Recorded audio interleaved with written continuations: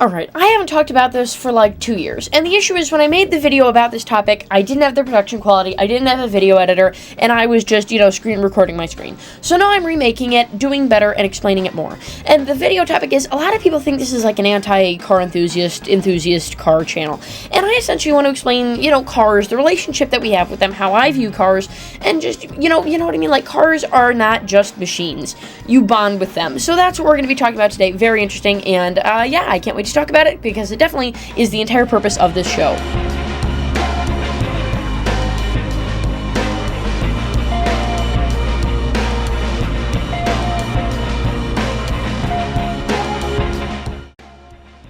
So the phenomenon that we're talking about today, like a lazy teacher, is very hard to explain, so I have brought two visual aids. One is the video that it's not an entire video, it's just a clip to explain the general idea, and then I'll elaborate, and then I'll show you the second one, which proves my point.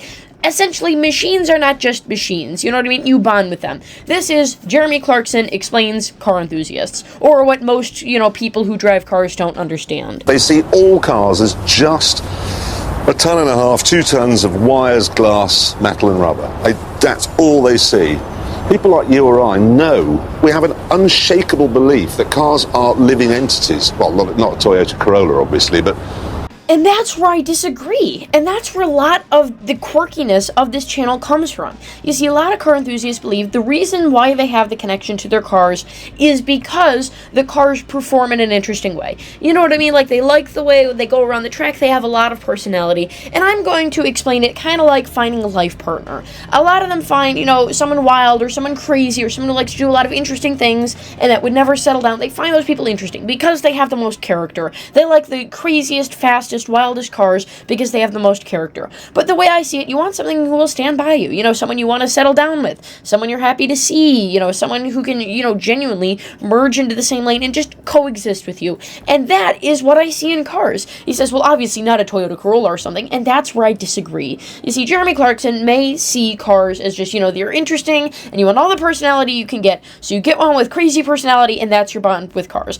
I see it differently. Every single time I walk out to one of my cars, whether it be my Prius or my RAV4, and I get in them, I can't explain it. There's something about being with your property, something you own for such a long amount of time, putting miles on it, maintaining about it, being upset when it gets damaged, you know what I mean? Or instead of saying hurt, you know what I mean? It's not just that they're living entities and that, they perform well and they scream and they talk and they have two little eyes, which are their headlights. It's not that. It's that the car ages with you. You know what I mean? You get your first car, you're a rambunctious teenager, you crash it, you feel like shit. You're like, oh my, I just crashed my car. For me, I took my 2012 Toyota Prius, 2015, and essentially, I hit the gas instead of the brake, and I smashed the front up of it a day after I got it, and it was a $2,000 repair bill that came out of my account, and I felt like crap. And yet, I still own that car today, and every single time I look at the bumper, which is slightly different color than the rest of the car, I just chuckle.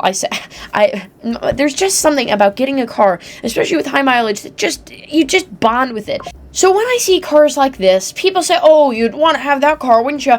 I really would not. I would not want to own one of these things. They're too expensive to maintain. Just a bunch of lazy, driver, crazy, minivan mom reasons. Why? Because somewhere in the parking lot nearby, I have a little 2015 Toyota Prius.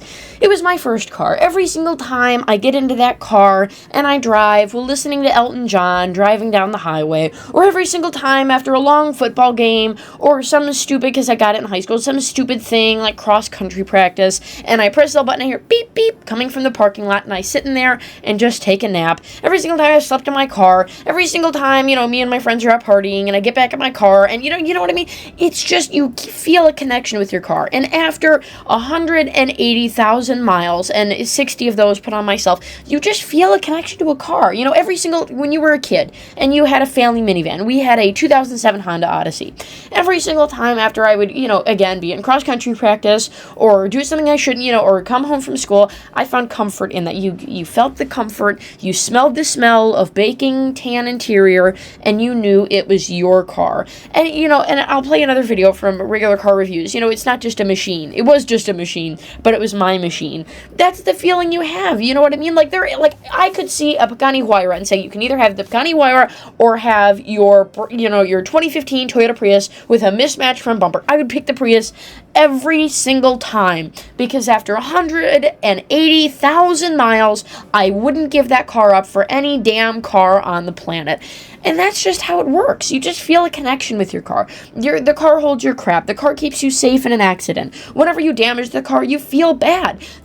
My car does not owe me a dime. It does not owe me a single other mile, and yet it keeps going. Every single time I push my little push button start, it goes beep, and it just keeps beeping 3 times to let me know that it's still there. So you want to know, this is where I disagree with Jeremy Clarkson. Whether it's a Corolla, a Pagani, a Lamborghini, a Camry, whatever it is, whatever your poison of choice is, whatever your daily driver is, you feel a connection with that car. Not because it's fast or because it's so elaborate and cool, but just because it's a machine. And not just a machine, it's your machine. You own it. You've been so long, so many roads, so many accidents, so many periods in your life, so many different things you've done, like the bumper analogy, that you would not give that car up for anything. And that's it's like it's family, you know what I mean? Every single time your family gets in the family minivan, it's kind of like, your wife or your husband. After you've been 3, like Lynette and Ton from Desperate Housewives, 6 kids, life, married for like 30 years, you don't give up on that, you know what I mean? And when they do, or when your car dies, or when you get in an accident, you feel bad. You do not give, even though there may be newer, flashier people or life partners out there,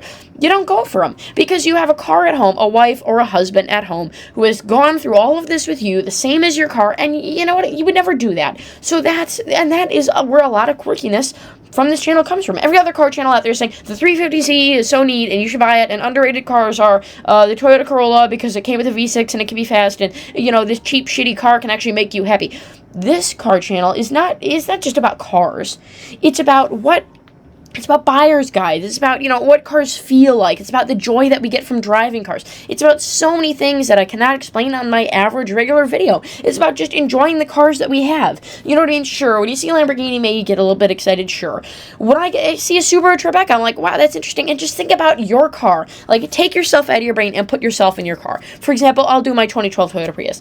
I don't know what the hell that car's been up to. I can look at its Carfax, it's like a person. You can look at your rap sheet, you can look at your criminal record, and yet you will never tell what's going on with that person. I could say I was arrested in case of, I'm making a lot of Desperate Housewives. Come on, it's human nature. It's a gigantic series about human nature. Of course I'm going to mention it in a video about how cars relate to human nature. It's like Mike.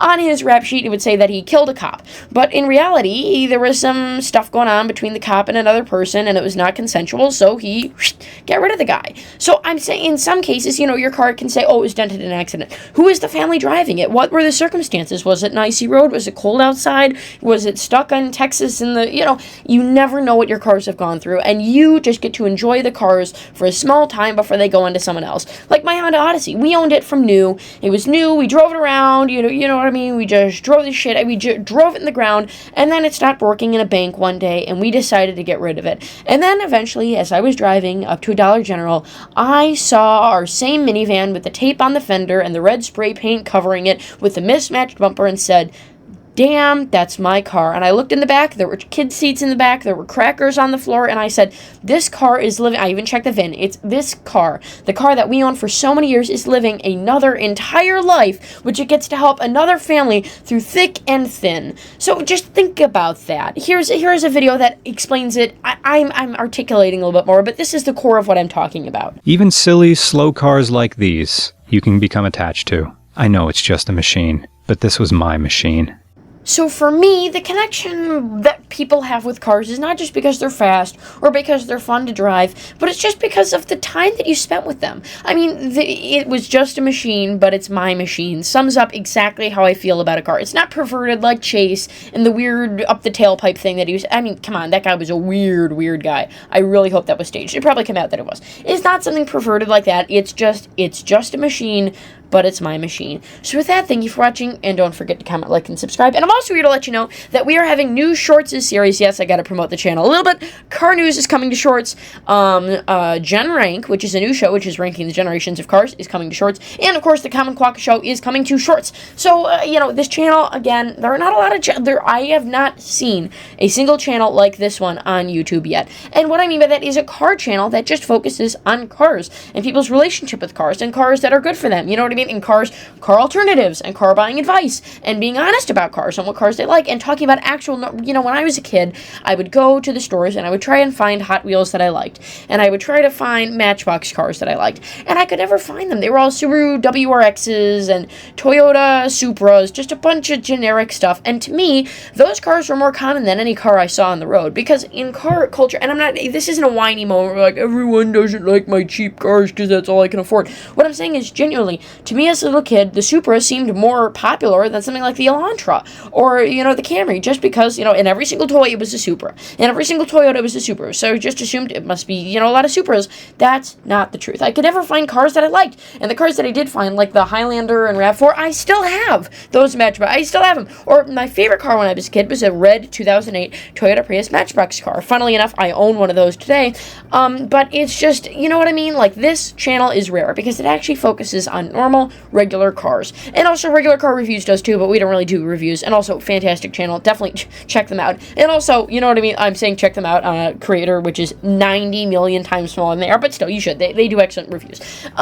So yeah, we don't really do reviews here, but we do regular cars. So with that, thank you for watching, and don't forget to comment, like, and subscribe.